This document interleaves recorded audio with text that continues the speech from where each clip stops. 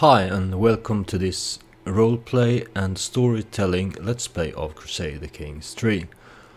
I really have to say that I enjoy this way of playing the game a lot. You know, before I started uploading my sessions to YouTube, I played Crusader Kings for myself, and I always wanted to roleplay and figure out stories, but you know, I sat there by myself at the computer and it always ended up with me min-maxing things and tweaking the game to my advantage in a way that really wasn't role-playing, and I ended up with large empires and kinda lost interest. So this is forcing me to really think about what my character King Freyr would do, how he would react, and how he feels towards other people around him, and to stick to that, because otherwise it wouldn't be much of a video to watch, I think. And I think my favorite part is the storytelling, where for instance, in the last couple of episodes, when the king got the sad news that his daughter here, who he married off to Jarl Evald the Boneless against her will, died in childbed, and the king was mortified. He was heartbroken, and I had this written dialogue between the king and his daughter Audor when she tried to comfort him, but without much success. And it almost made me teary-eyed to try to feel what the king would have felt in that situation. So enough about that, and let's get on with the playthrough. There are a couple of things to look at the start here. First one is that we need a new chancellor, because our last one died. It was this man, I believe, Chieftain Sverker of Ångermanland. He died of natural causes. I think he was our chancellor, and we never had too many interactions with him really. He did an okay job, but he hasn't been able to go down in history, I don't think. But let's see who we shall appoint as the new chancellor. There's an obvious choice right away. Chieftain Aki Rodgeirsson of Sevede. He's good at the job and he's a powerful vassal, so he wants a position on the council, and you shall have it. Here we are. It increased his opinion of me a lot, because he was disliking me because he wasn't on the council, and now he is. And let's have him focus on domestic affairs, because we still want all the realm and all our vassals to like us, so that they won't get any other ideas than having our house on the throne when the old king dies. And speaking of the old king's death, that's what's on his mind most times these days, because he realizes that he won't be king for much longer, and that his children will take over. So we are starting to try to sort out the inheritance, and I did a couple of things in previous episodes where I gave away some lands to my eldest children, and now I think I only need to sort out young Brage here, who is 11 years old, and he stands to inherit 2 chiefdoms from us, and one is here in our primary duchy of Västergötland, and we really would prefer it if we could keep this duchy for our primary heir, so that he won't have a little brother holding on to one of the chiefdoms here. And Bragi is also the heir of Kolobrichig. Is that Kolobrichig? And so I was thinking that if we conquered Slupsk here from Chiefess Jerka, who is weak, we could give that to young Bragi, and maybe then it will be enough to satisfy his thirst for land when the king departs and it is time for his children to divide up the spoils. So we shall go to a war of conquest against Slupsk. And as a more long-term goal for the king, he's got the news of the kingdom of Frisia here, who is ruled by an infant, a 10-year-old boy. And he is starting to thinking that why shouldn't we have some lands to the west? There are a lot of Vikings and Norse conquering and settling here, so maybe we should have a piece of that too. But maybe he will have time to do this before his death, because if we shall do it, I really want to get our fame level up to exalted among men, because then we can declare a kingdom conquest. At the moment we can only conquer a duchy, and if we should go to war here, it should be a large war which will give us a lot of lands, a whole kingdom. And speaking of Norse conquerors and invaders, I noticed that someone is trying to follow in the footsteps of Willem the Conqueror, taking a large part of France, Normandy. It is Jarl Ketilmundur Ubbeson of Neustria. He's of House Ubbing. I think that they are one of the houses that starts on the British Isles here, so he has conquered this for himself. And he's strong. Maybe he can be a new Willem the Conqueror and be king of England in the future. I also noticed that he has some daughters. He has the Ragnhildr Pyrisdotter Ubbing. She's 4 years old, and we can, I hope, arrange a marriage between her and Bragi before I give him the lands down here that I aim to do. It would be a good alliance for him if he is to hold on to his lands here and expand, if he's allied to the strong conqueror here, and a decent ally for us as well. So let us propose this betrothal between the House of Korp and the House of Ubbing. There we go. And now we should be allies. Alright then, let's go and conquer Slupsk. She has an ally. It's not a strong one. Their military strength is vastly inferior to ours, so it really shouldn't be a problem. But you never know what happens. Maybe she finds a husband to marry and makes a strong alliance, but if that day comes, we will have to deal with it. We just want this county here. Cost us 75 prestige. And raise our armies. They will gather in 14 days.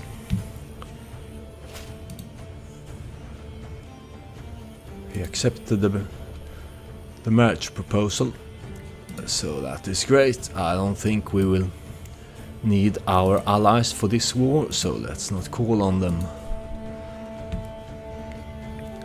And let's go down to, let's land here at Kolobrichig, that's our holding, so that we don't embark right in the arms of a waiting army. Oh, he is calling me to war against...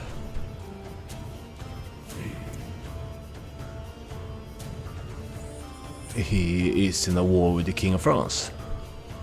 Oh, the King of France is trying to reclaim the Jarldom. And I will accept his call to war, but and I will go help him. But let's take care of our own war here first. So they have a decent sized force there, but I think that we should be able to win this. It looks like the commander in charge, Einar of Dovre, is the best one available. So let's go beat them.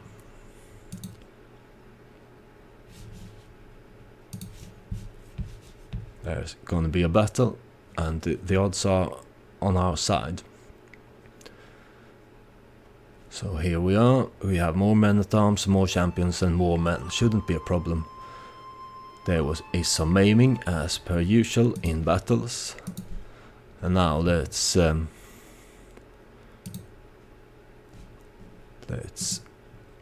leave a siege army with onagers and some levies while we go stand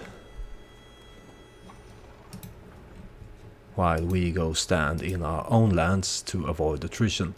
And let's put, yeah, there's Harry Olfulviti, our siege commander, in charge of the siege. That is good. Oh, what is this? What? Someone captured my son. That is not good.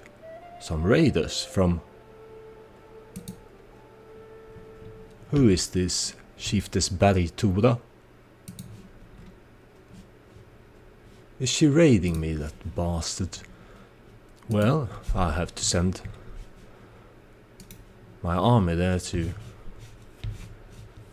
Probably I'm gonna be too late.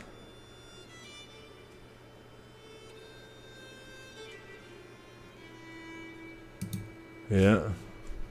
She took my son.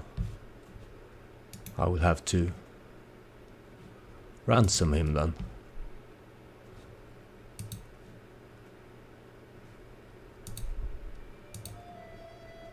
I will have to pay 50 for him. Usually it's me doing the capturing and ransoming, but I will be sure to... I really can't attack her because she's the vassal of King Sigurdur, who is my ally.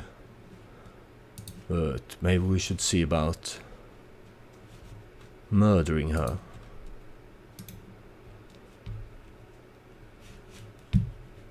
That is uncool of you. Two others. Who are these two others? I don't know. The game doesn't tell me. I hope they weren't important to me.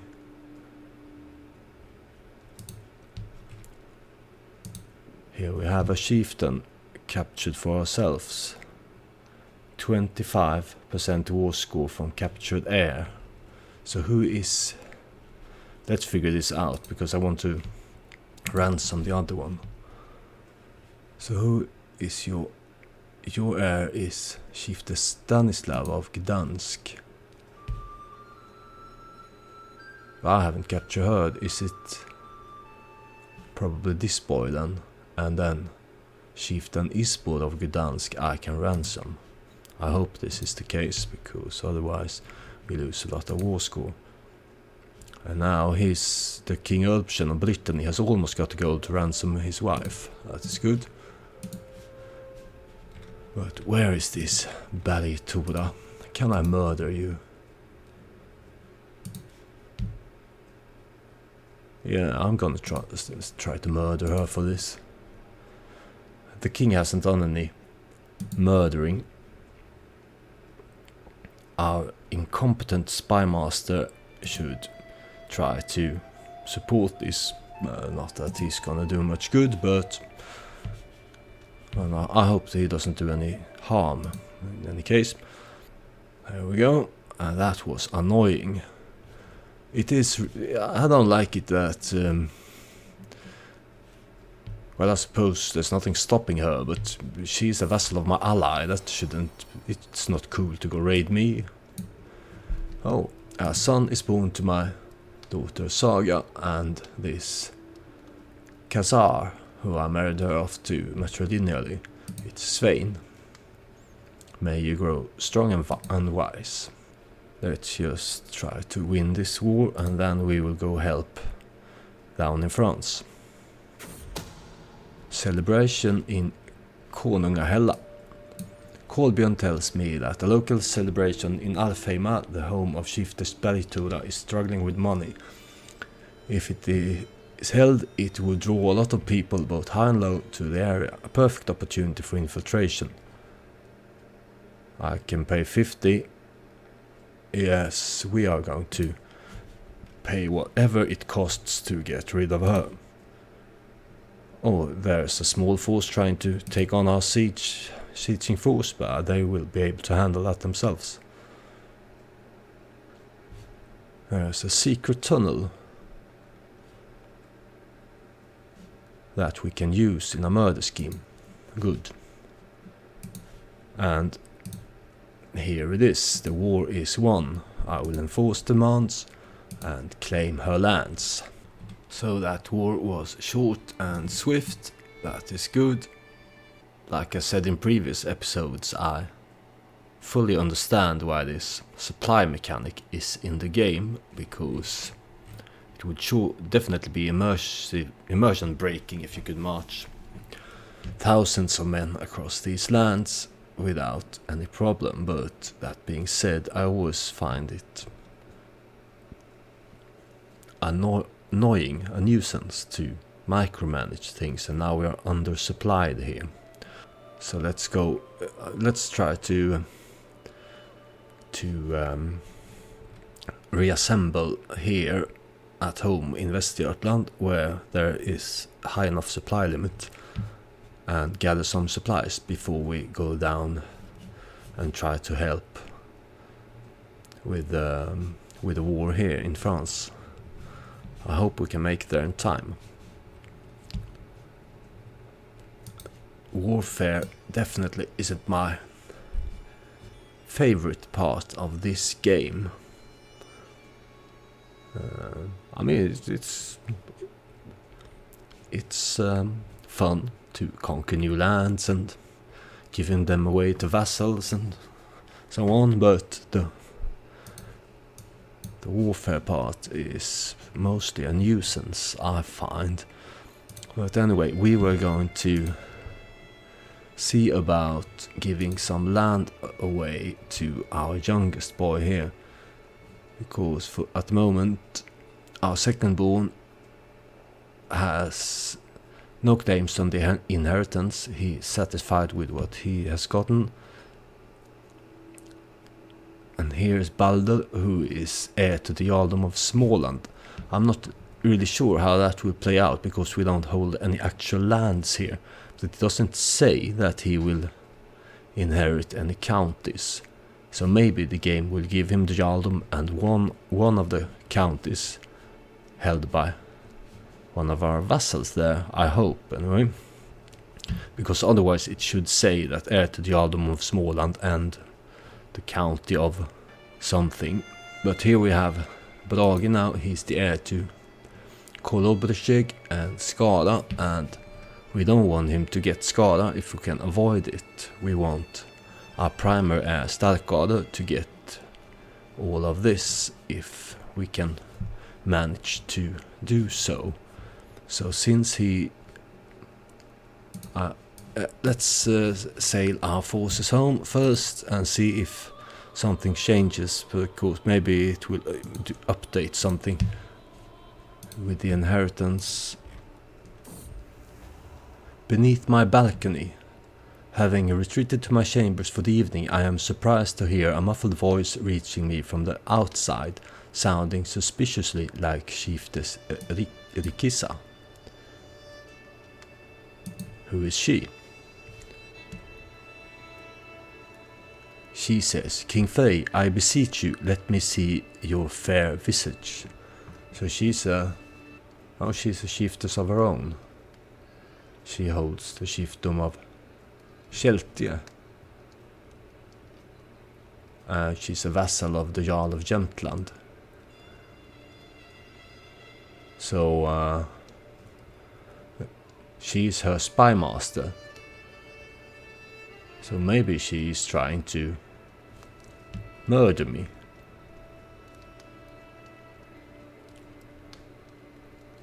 Or seduce me, but why? I mean, the king is a lustful guy, but he's 75. And no matter how lustful you are, if there comes a 25-year-old woman that you haven't met before, standing outside my chambers and want to visit you, you'd be suspicious, right? So, nice try, but I'm not gonna go for this, or should I, because he's lustful. No. I mean, if I was 75 and this happened to me, I'd be suspicious. And so would the king, I think, because I mean, he's a clever man. Well, I'm not gonna fall for this, and if you think that I should have done it because of his lustful trait, please feel free to let me know in the comments or something.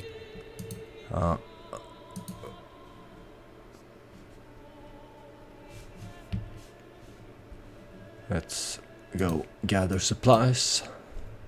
And we managed to get the prestige needed for the war against Frisia, but let's first go and help our new ally and also give the lands we plan to give to young Brage here.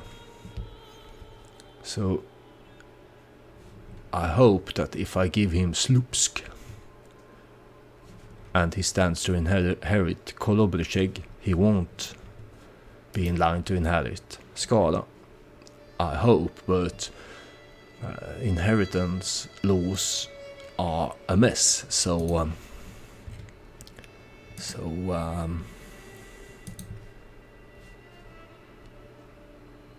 no. Now it says he will inherit the chiefdom of Dal instead. I don't want him to have that, I want you to have Kolobrecheg. Well then, have Kolobrecheg and be done with it. Now he has no more claims on the inheritance. How about my other children? So Carl here says he won't inherit any more than what he has already been given. Svein here, yeah, that's right, he's my bastard. Oh, he's out of the inheritance race. And here's the heir to the Earldom of Småland. I hope that plays out as I hoped it was.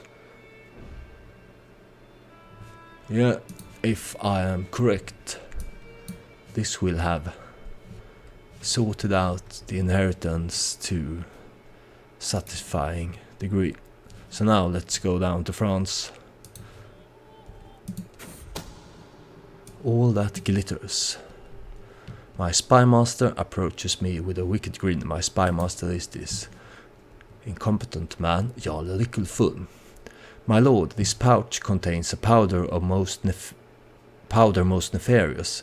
If sprinkled on top of something, say a gift for Chiefess Berithora, it leaves no trace, but will afflict whoever touches it with weakness and ill humours.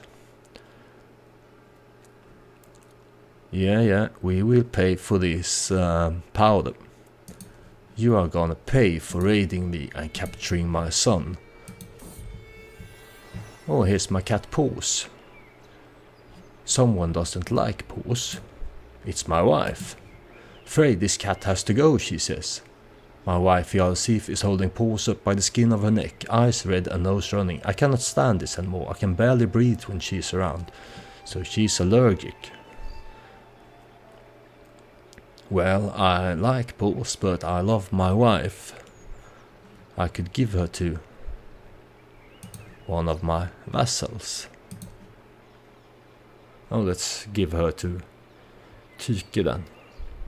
Because if the event had been that she only hated the cat because she doesn't like cats, then maybe I would have kept her. But she's obviously becoming sick because of the cat, and since I love her, I will sadly give the cat to Jarl Tyke.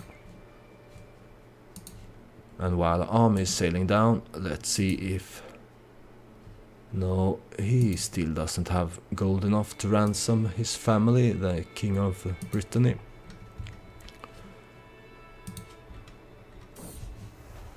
Essential proposal. It's her again. She's really trying to... Oh, it looks like my suspicions were in the wrong. This looks like she's actually trying to seduce me for whatever reason. She's a gambler, gregarious, paranoid, and lazy. So she's overcome her laziness because she wants to seduce a king. Well, being lustful, I will go with a distraction for tonight, but nothing more. I really don't know this woman, but... I mean, a lustful king. First time she came, he didn't really believe this, but she's persistent, so for whatever reason she wants to sleep with the king, and being lustful, 75-year-old man, he can't resist.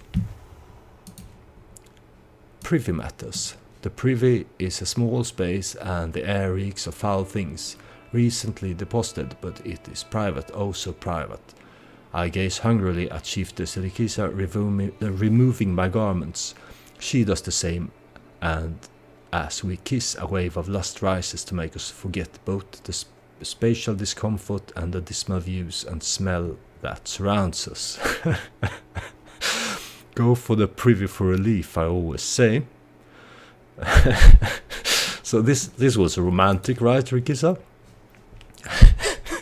You came to court here in Västergötland, seduced this 77-year-old man, and you got to do the dirt with him, so to say, in a very dirty place. Well, maybe they like that kind of thing, the king and Chieftess Rikisa. Who knows? You shan't be judgmental about what people enjoy to do in the privacy of their own privy. I was afraid while reading that it would be some murder scheme after all, because and that she would pull a knife on me or something. Good, we scared the French bastards off, and let's wait until our recently disembarked penalty has worn away, and then go try to engage them. Here is my sway scheme against my vassal chieftain Åsbjörn. I could try to make the scheme progress by doing a learning challenge, and I will. And I convinced him of my point here. It looks like we have turned the tides on this war and are actually winning. So let's go send a force and see if we can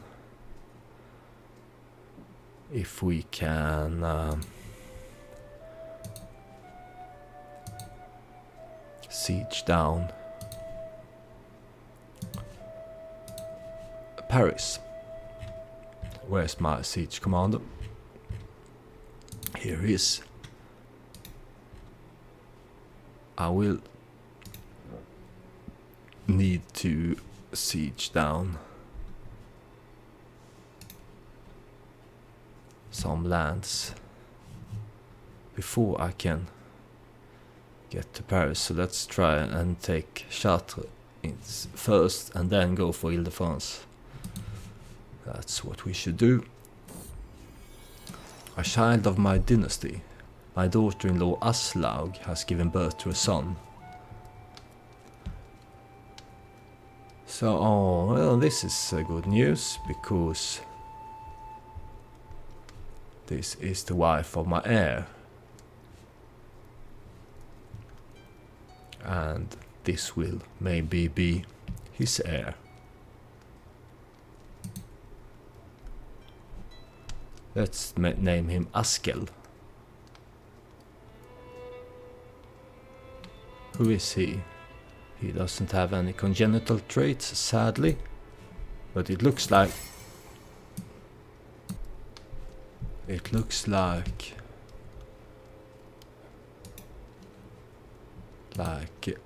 she also was captured by this. I will pay to ransom my grandchild. I will have to take a look at my family and see to it so that this Baritura who raided me didn't capture any more people I care about. She captured my other grandson, it looks like.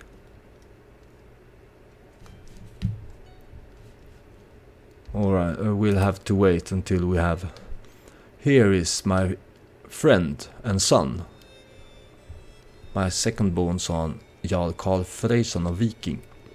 He pays me 75 to aid my war efforts. That's great of you, Karl, thank you, I couldn't be more thankful. We have a 78% chance of killing her. My agents have acquired a discreet powder which leaves no trace when dissolved in drink. The servants responsible for refilling and handling Shifter's Beritura's cup have been bribed to look the other way, and all that remains is my approval to smuggle the poison into her next refreshing drink. So I could wait, and the king is a patient man, so he wouldn't mind doing it, but it doesn't say that waiting will give us a better opportunity, and this sounds like a plan as good as any, and we have a 68% chance of succeeding. Drink of life. Shifter's Beritura is dead, killed by a deep draught of spiced wine. My agent slipped the poison into her goblet and watched it dissolve without a trace. Only when her throat swelled shut did she realize something was wrong, but by then it was far too late. Fortunately, my agent slipped out well before the effects of the poison revealed that something was afoot. Cheers, Shifter's Beritura. You should know better than to come raiding my lands, capturing my child and grandchildren. I am so happy that you are dead, you sadistic, shy, and greedy woman. I hope that this doesn't affect who is now holding my grandson. It is this Chieftain Haukel. I will have to pay for his release as well. You know, in gameplay terms, if you are playing to quote-unquote win, do as best as you can, it really wouldn't be worth it to pay for the release of those children. I have plenty of children, and when you have so many, more only causes trouble, but this is a roleplay, and the king, he cares deeply for his family, and especially for his children and grandchildren. And this Frey here, he is the son of Audel, our favorite daughter, so of course we will pay for his safe release. There's no question about that. But really, it could have... She captured this son as well, and if she had been imprisoned or even killed, it really would have been... It would have been good for min-maxing gameplay, but I'm not here to do that kind of stuff. Yeah, My grandson is returned, that is good. My dear father, says Chieftain Arngrimr Freyson of Telemark. He's not one of my sons who got lands in Norway. He wants my son Balder to come visit his court. Of course he will be there. You go visit your brother. And how about the war? The siege here is progressing. Let's see if we can go defeat this French force here at Avranches. Is that the French name? Avranches. Avranches. Let's call it that. This is Bayeux. I know it because of the tapestry, but Avranches. I'm not. Oh, my executioner died. Don't really need an executioner. I only appointed him because he was a sadist and I won. That is good. Let's go somewhere where we won't lose supplies. Oh, I captured the Duke of Flanders. That's surely a good thing. He is very strong. He's in the war as well. He's probably not in the war for himself, but as a vassal of the king. Is he worth any war score? No. So can we ransom him? Duke Hakon. He is willing to pay 100 gold, and this is a good thing because the war is draining our coffers. We're not short on money, but it can disappear faster than you think when you have your levies raised. He is a fornicator and an unyielding defender and a decent fighter, but he can be released for 100. Had he been an amazing commander, maybe I would have held on to him so that he couldn't do us any harm in the war, but you're almost there, King Erbsen. Soon you can afford to get your lunatic wife, Queen Celine, here back. If you hurry up, you might even get the ransom in time before we sacrifice her at a blot.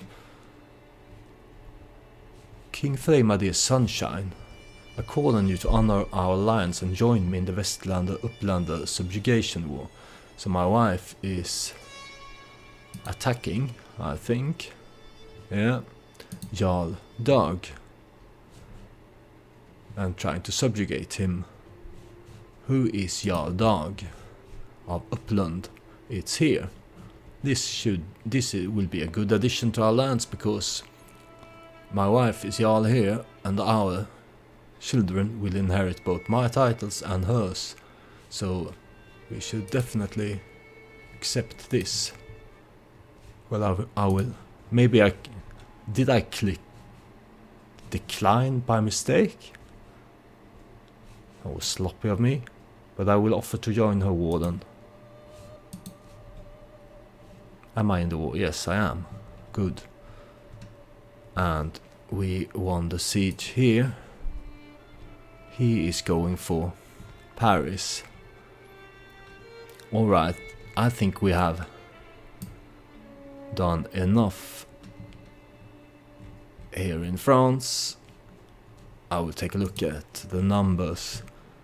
Yes, he should have more than enough now. We scared the French off of his lands. We defeated them in battle here. And we captured Chartres. If anyone is watching and know French, please feel free to help me. So I think that our ally Jarl Ketilmundur Ubbeson is more than capable of dealing with this himself for now.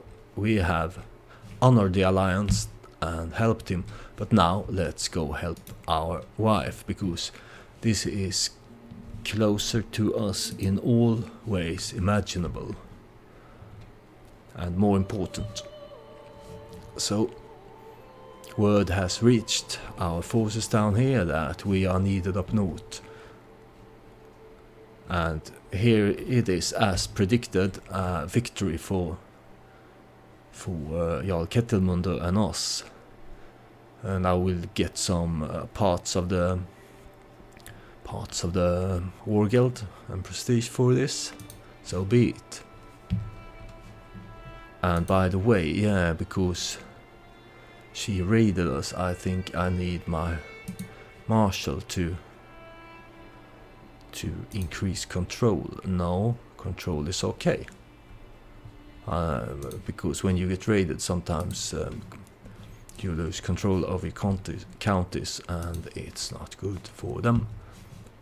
So let's go see about a secret exposed.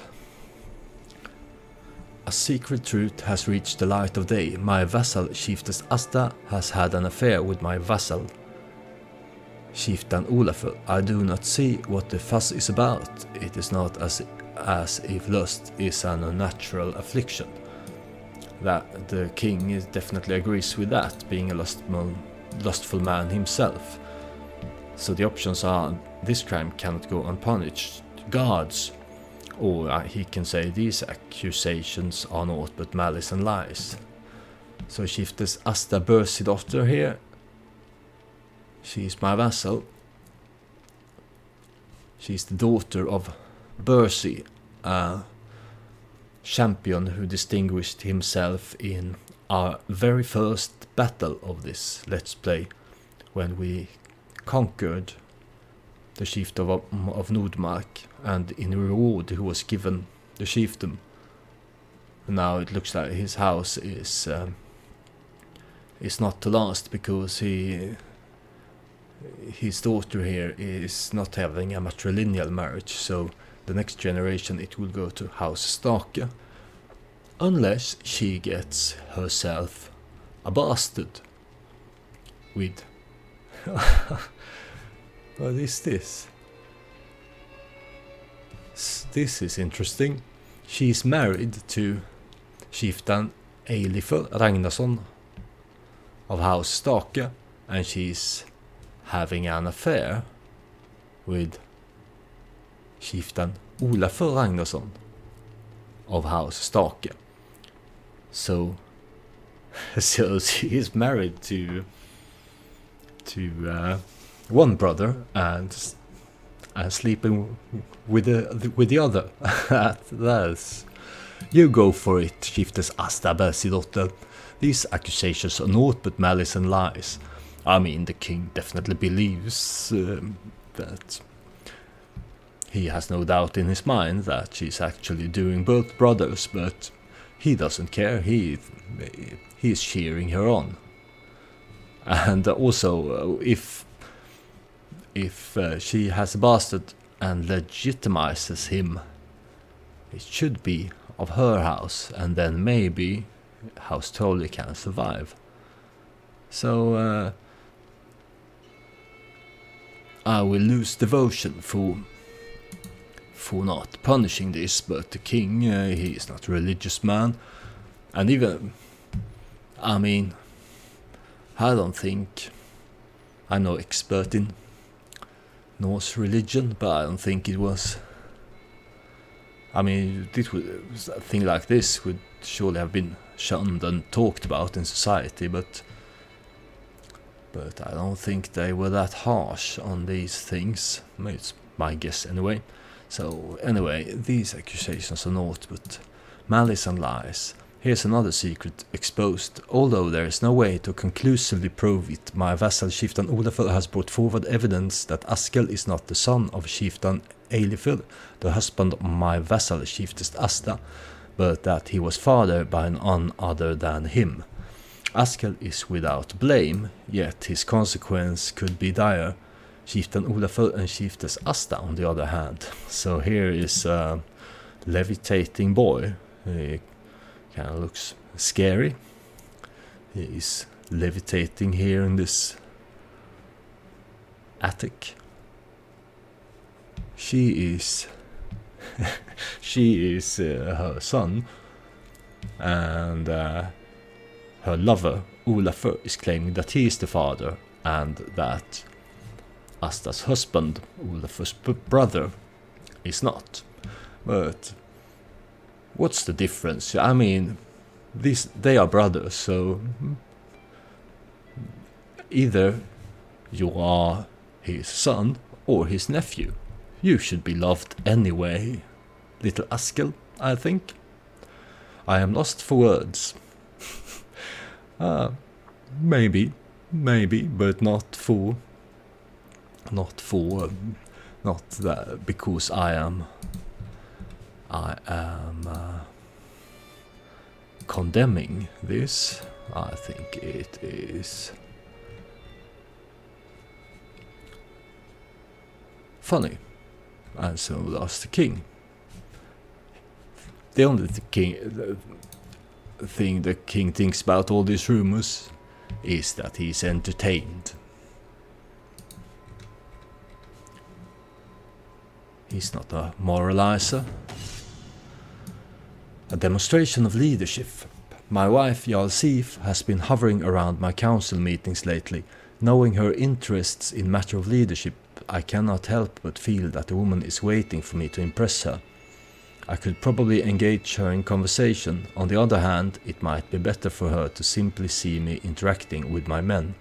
There is something to be said for at least pretending to know every soldier's face. The opinion is maxed out, so we should go greet some recruits and get better level reinforcement rate. Let's go together, me and my wife, and do this, while we try to siege down the capital of our enemy here. I hadn't planned for all these wars. I started out conquering Slupsk down here for my son. Then I got a call to arms from my ally, the Jarl of Normandy here, to help him against France, and we did.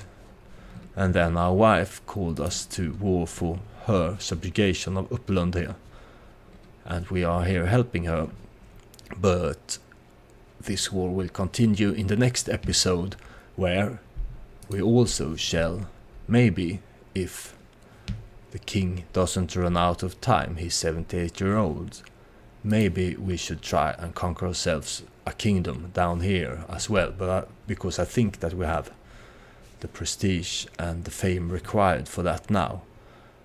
So I hope I will see you then, when these wars continue and the fate of Sweden, when the king dies, soon will be discovered. Will we manage to keep the realm together, or will it fall apart when the brothers start bickering against brother about the lands and the inheritance? We shall see about all that in following episodes, but thank you so much for watching this one, and goodbye.